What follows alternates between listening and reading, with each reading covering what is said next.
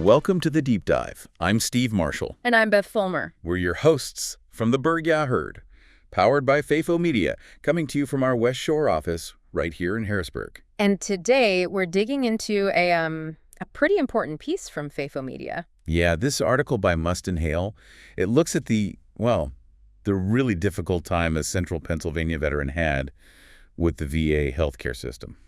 It's a story that honestly really struck a chord, Steve. It highlights the kinds of struggles, the real struggles some of our local vets face trying to get care. So our aim today is just to understand those frustrations a bit better by looking at this one veteran's experience. Absolutely. So the focus of Mustin Hale's article, it's a fully disabled combat veteran right here from Central PA. Yeah, someone with 14 years of service, Marines and Navy? Right, and after serving, he developed this skin condition and first went to the Lebanon VA Medical Center for treatment. And the article says he was diagnosed there with psoriasis.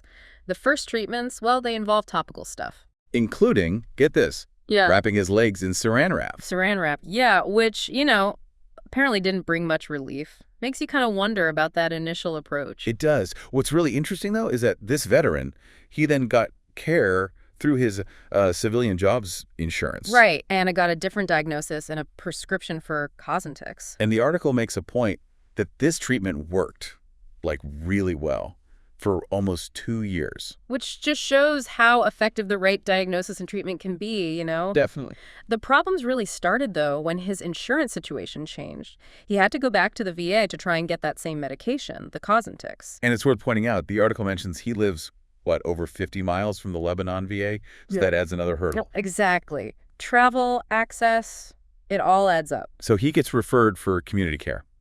That's where the VA pays for civilian doctors, right?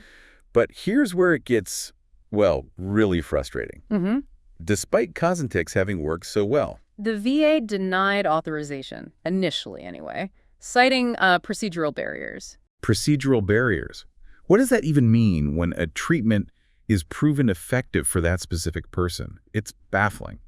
Well, it could be things like, needing prior authorizations, maybe the drug wasn't on their preferred list, the formulary, lots of red tape, basically. The article then brings in Susan Osborne, a registered nurse at the Lebanon VA. She really stepped up, acting as his advocate, trying to cut through that red tape. So someone inside the system was trying to help. Yeah, trying to secure the funding. But unfortunately, the article says her efforts just got bogged down in, more bureaucracy, delays. That's just disheartening, even with an advocate inside.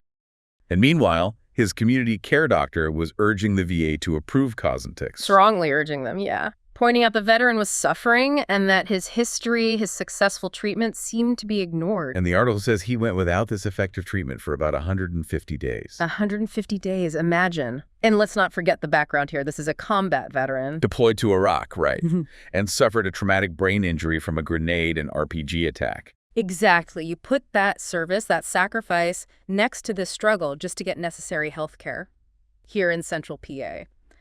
The contrast is, it's stark. It really is. Yeah. And it brings us to the article's broader point, doesn't it? It does.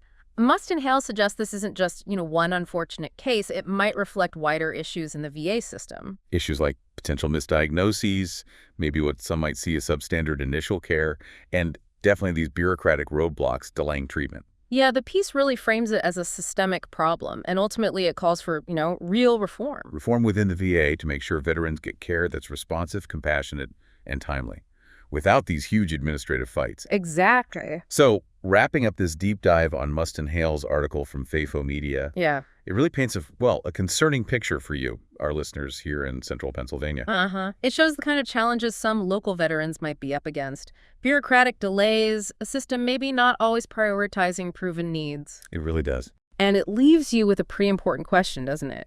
When you think about the sacrifices these veterans have made, folks right here in our community. What needs to change? Yeah, what systemic changes, maybe locally, maybe nationally, are needed to ensure they consistently get the timely, effective health care they've earned, the care they deserve? It's definitely something to think about.